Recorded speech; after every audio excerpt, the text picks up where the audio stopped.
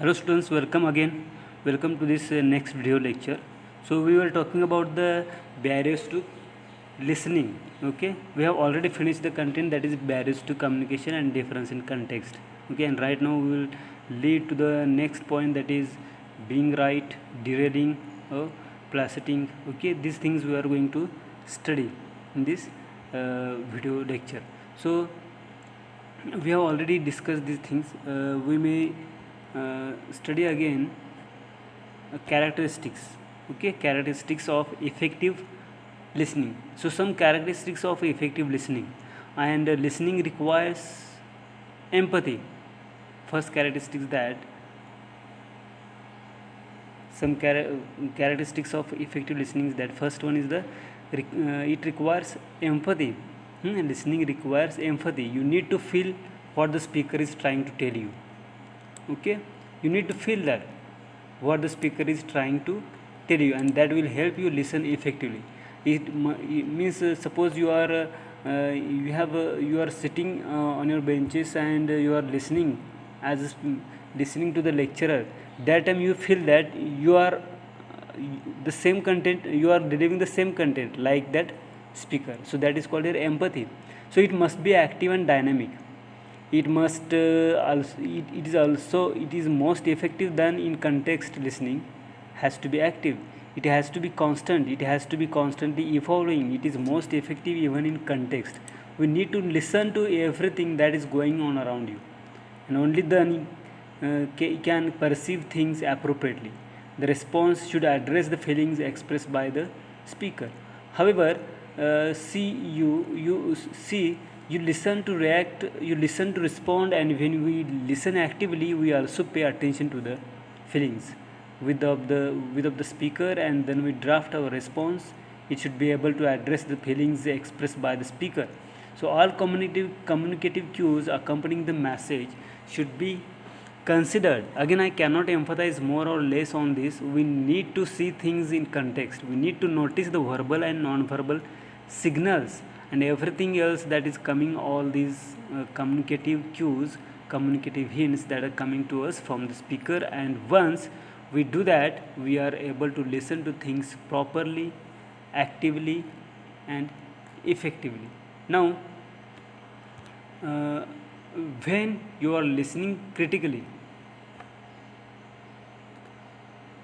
we also need to judge we may need to judge the accuracy of the speaker's conclusion. So in this current slide, we may see the judging the accuracy of the speaker's conclusions. So when we are listening for feedback, and we will come to feedback a little later, the first thing we need to listen to is the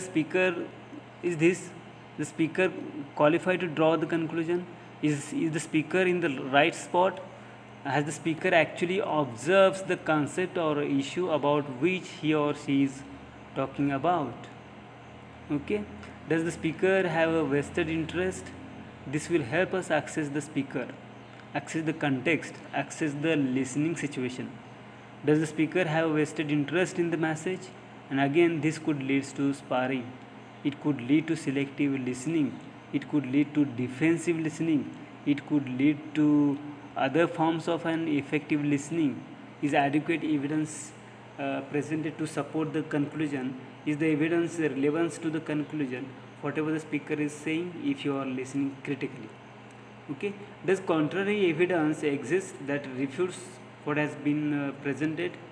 You can refute, you can give contrary evidence. If the speaker is saying something and you want to refute it, you want to allege it, you want to give extra evidence, then you can give those things there.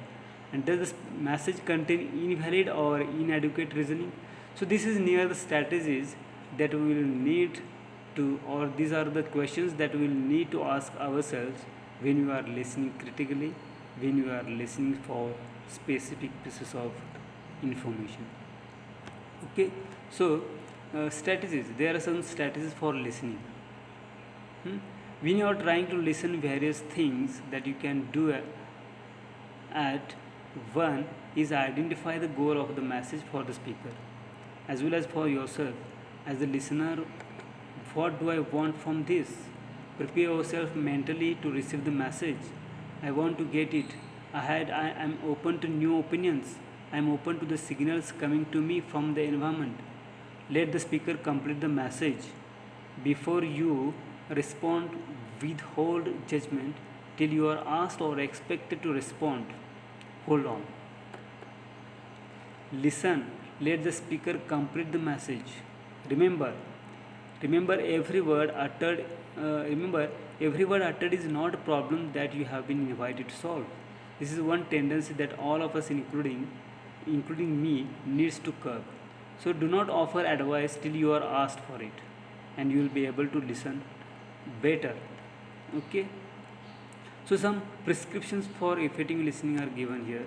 So see, that is, be alert, avoid internal and external distractions, stop the interpersonal communication, let the speaker finish, let the speaker stop what they are doing, concentrate on the content, feelings, and expressions of the speaker in that order first. On the content, then the feelings, then the expressions. Take all this together and then try and understand what is really going on. Take notes mentally as well as physically. Remember things, tag them with your memory traces. Respond positively, verbally and non verbally. Be as positive, try and see various things imperceptive, and ask questions if anywhere possible to remember what has been said. The next thing that we'll talk about, and I hope we have time for this, if not, we will probably just take it to the next session, but I hope you will be able to finish feedback. It is not too tough. So anyway, so feedback is an application of listening. And that's why I have included feedback in the lecture on listening. Okay, so feedback is an application of listening. A feedback is a basic response to what is heard, read, and seen. It is information that is fed back to the sender, indicating to what degree a message has been understood, believed, assimilated, and accepted. We call it feedback because we feed the information that we derive from the message that we have received back to the speaker. Now, in the context of organizational communication, system imports carry with them information that is useful in both regulating the relative openness of the system itself and coordinating the efforts of the subsystems. This information is called feedback. I would really urge the teachers or teaching this course or listeners or the students listening to this course to focus on this, and I will repeat this and I will explain this in the next class. But I really want you to take this second portion and think about it, and we will talk about it more when we talk about organizational communication.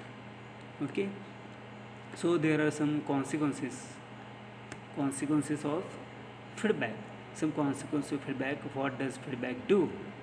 Feedback, when we receive feedback, the action of the sender affects the reaction of the receiver. When we receive feedback, the action of the sender affects the reaction of the receiver. So when we give somebody feedback, we listen for feedback. We listen and then we respond this. This is the next step in listening. So the action of sender affects the reaction of the receiver. The reactions are as feedback and allow the sender or receiver to check up on himself or herself. And so this is constant messages sent, received, done, and the next message is generated based on the message that has been received.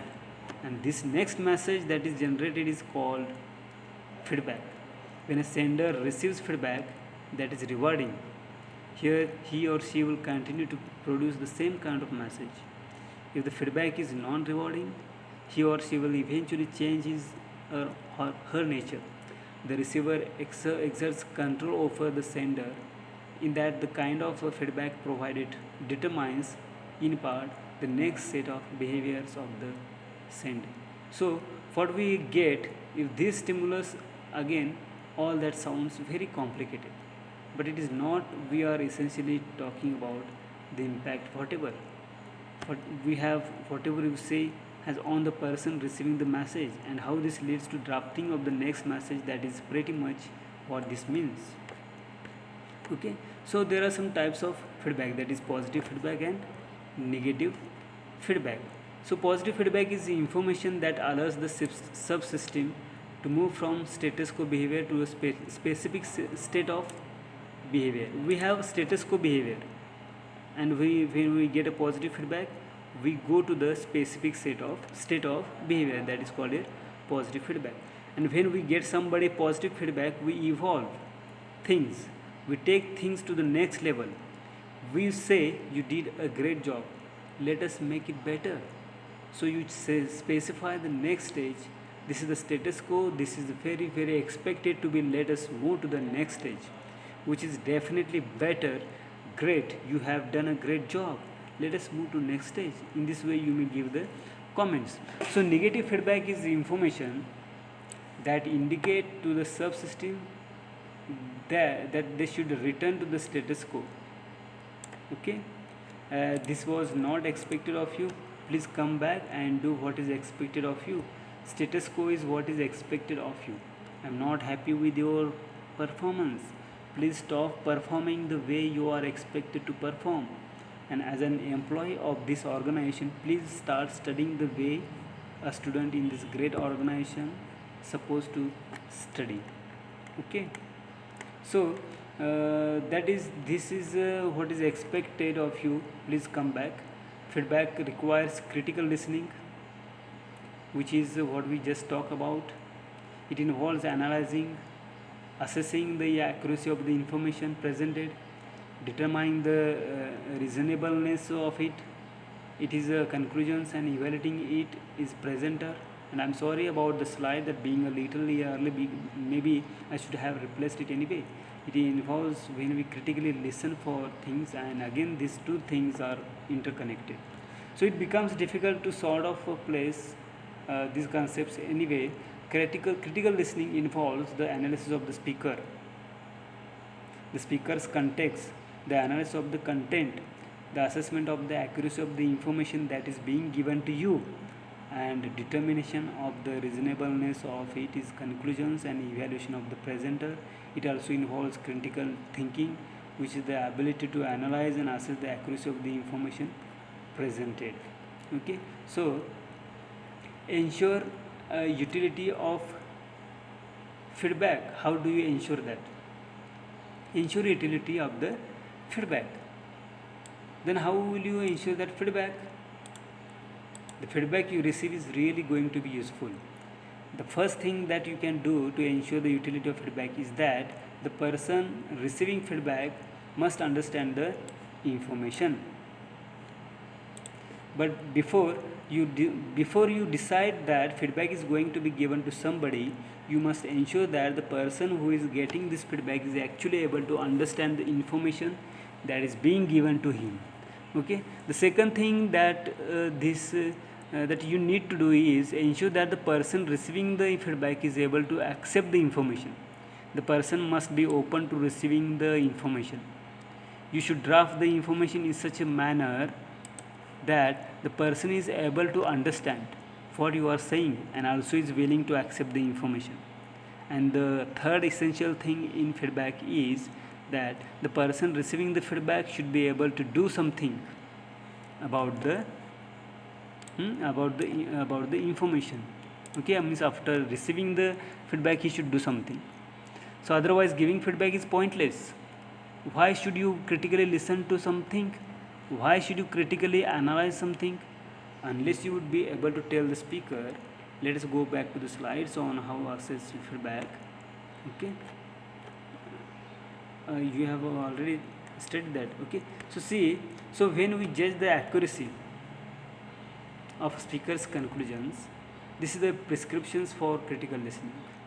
Why should you spend so much time in assessing all these things? If you feel that the speaker is not qualified to draw the conclusion, what is your next step going to be?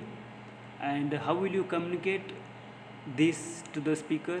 If you feel that the speaker has actually not observed the concept or issue about which he or she is talking, one, how do you know that this is not true? And to that, and to what kind of speaker do about it, is it really possible for the speaker go back in that situation and do something about things, or will the speaker need to get some training, or will the speaker need to get develop some more insights? So so what do you want the speaker to do? Will the speaker be able to understand the terminology you are using?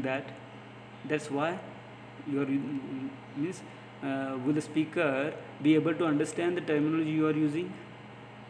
That's why I spend so much time on explaining all these difficult terms. I know some of you may be experts in communication, you have written books on communication, but okay. So, see here, does the speaker have a vested interest in the message? Why am I telling you all these things? Or why should anyone come and talk to you about what is the purpose of the speaker's speech? Is it entertainment? Is it persuasion? Is it to clarify something?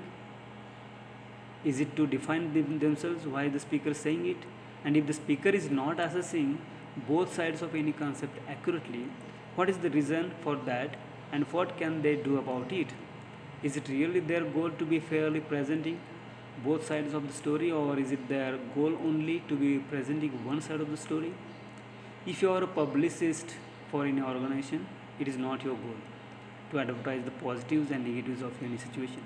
You will be forced to highlight if you are an advisor or publicist or somebody who is just trying to, or campaign some campaign manages or something.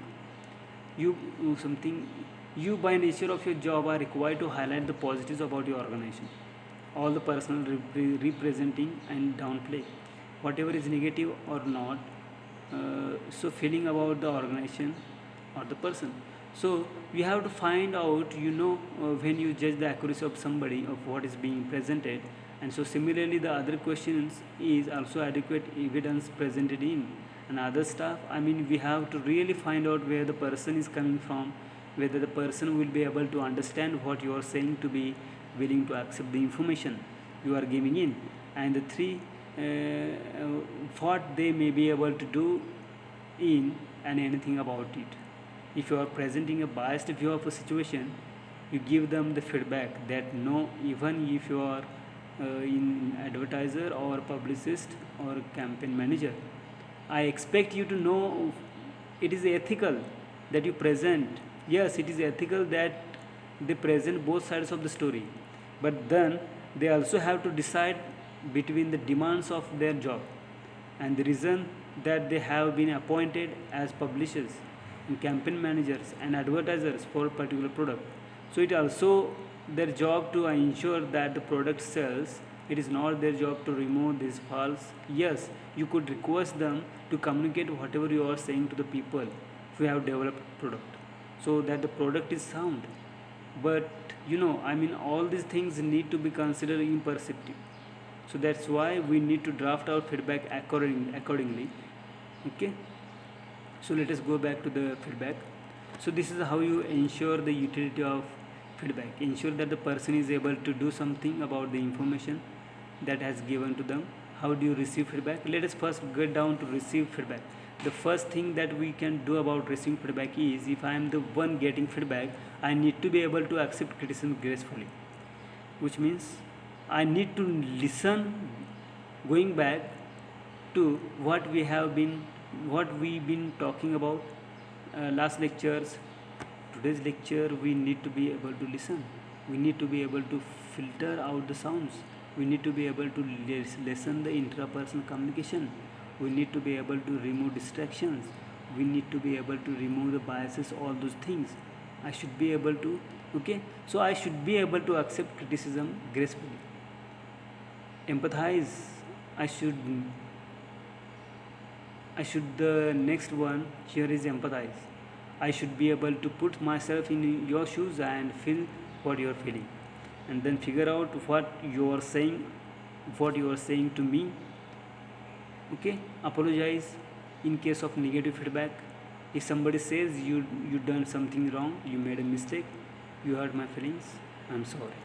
In this way you can apologize. So I should be able to apologize, and I should be able to do something. Again, you know, the responsibility of making any sort of feedback effective rests both on the speaker and the listener, rests both on the person giving the feedback and the person receiving the feedback. So they need to ensure that I can do something. I need to be willing to do something. I should be able to do something about it. So take the lead. I should be able to take the lead and resolving the situation, uh, and or talking this. If it is positive feedback, I should be willing to take things to the next higher level, to improving, to helping the organization evolving further, and I should be able to say thank you. Okay, so person giving me the feedback has taken the time to evaluate my situation, to tell me where I'm going wrong, to congratulate me on where I was doing something right. So I should be able to thank that person for that, for the time and effort in paying attention to what I have heard. Okay, so how you give feedback? This is the last part of today's lecture. How would you give feedback? When you are trying to give feedback to people, be direct and specific. You do not need to ensure be utility, uh, but you also need to be direct and specific. Tell them what you mean. Tell them why you are saying whatever you are saying, and be to the point, and we ask here as possible. Support your feedback by evidence, especially in the case of negative feedback. You need to be able to prove your reasons for coming to the conclusions that you have come to. So make sure that your feedback is supported by evidence. Clearly separate the issue under discussion from the personalities involved. I need to be able to focus on the content within the context, but I need to dissociate myself from what I feel about this person who is talking. Sandwich the negative messages between and positive ones.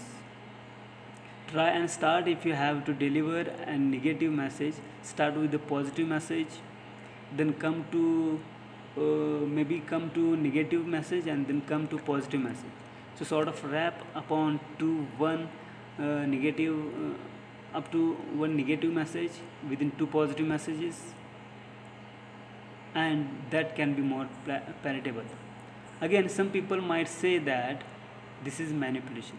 Some people might say that this hypocrisy. It is not. We are all humans. We all need to appreciate and respect each other's comfort zones.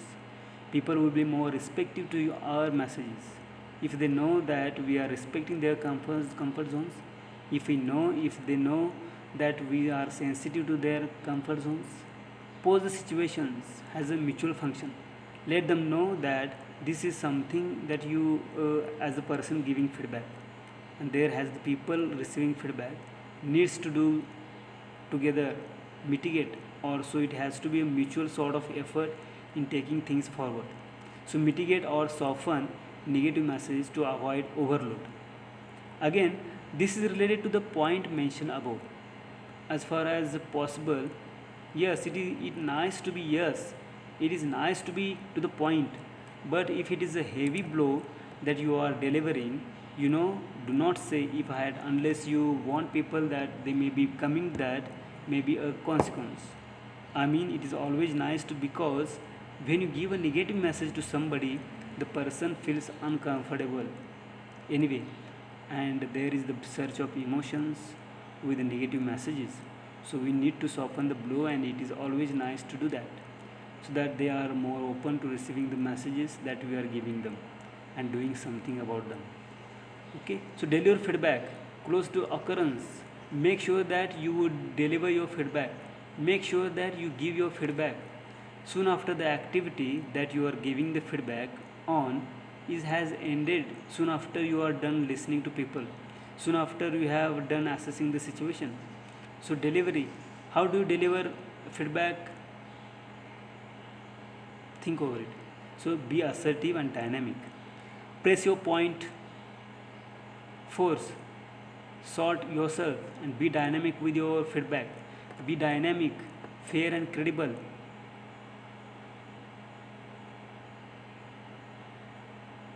if whatever you are saying, if the feedback that you are giving is warranted, is supposed by evidence, you have nothing to worry about it, which seems fair. It will be, it has to be credible. You should be the person who is actually even appointed to give that feedback. You should be the person who is in position to give the feedback, whose feedback will be accepted. So you need to not only be fair, you do also need to appear to be fair, and you need to be credible. That has to be some need, some backing behind you. Be relaxed and responsive, take things easy. No, I mean not literally be relaxed, but also be open on to response to your feedback and be ready with your side of the story. Do not appear to be stressed, because your stress will again, you will we will send this negative cues along with the message that you are delivering. So, and the person taking the feedback, it could interfere with the person's ability to accept the feedback and preserve face by face. We do not only mean the physicals, I mean we do not mean the physical face. We are essentially talking about the public image of a person. Try and protect the public image of the person. we you are giving the feedback to uh, and enhance it. If you cannot enhance the public image of the person, please at least be sensitive enough to not damage the person's public image as far as possible. I know I have breezed throughout, literally rushed through this section on feedback, but I think we have just talked ad nauseam about sensitivity in communication. I cannot stress enough, but again I don't want to sound too repetitive. So it is just everything in communication is all about developing sensitivity in different areas to communication. Now I really have some things for you to think about. We were talking about listening and feedback as an application of listening. So I really want you to think. Please list the situations where you may not have been able to listen effectively despite your best efforts. Make a list of those situations. What was bothering you? Why you were not able to listen to whatever was being said? How did this impact your effectiveness at what you were doing? You were expected to listen to something, but you were not able to do. So, what did it result? Indeed, you get into a conflict situation with somebody due to where you're not able to do your work properly, all of those things. I would also like you to discuss in your class what other applications listening might have for managers in addition to feedback. Feedback is one application of or one of the next step in listening. You listen, you get these messages from your environments, and you draft your response accordingly. So that in one very important applications of listening that I have shared with you, I would really like you to discuss amongst to yourself and think about what other things listening can lead to or can help with besides feedback. And that is where we will end our lectures today. But before we do that, I would really like you to know that we are pretty much almost done with these boring painful theories about the basics of communication. In the next class we will talk about communication rules, and after that we will jump into actual situations that could require you to synergize whatever you have learned till now and apply that understanding to whatever I am talking about. So for the next class I would really like to read up, to listen to all these lectures. This past today was the this is the today's was the 15th lecture according to the syllabus, but it is the 27th lecture. I would really like you to revise this past 27 26 lectures and come prepared to synergize, to combine whatever we have talked about and take things forward with your enhanced sensitivity to your environments and your enhanced expertise in communication. So thank you. Let us stop here.